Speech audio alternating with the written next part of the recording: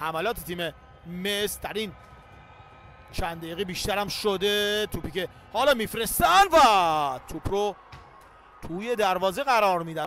خود طالبی کمی عقب‌تر، توپی که حالا فرستاده میشه و توی دروازه.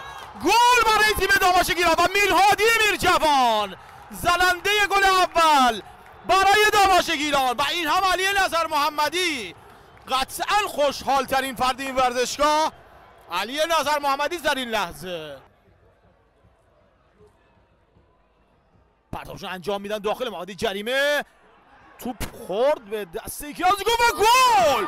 چه گلی رو میزنه، چقدر زیبا میزنه این گل رو رضا زاهد تبار.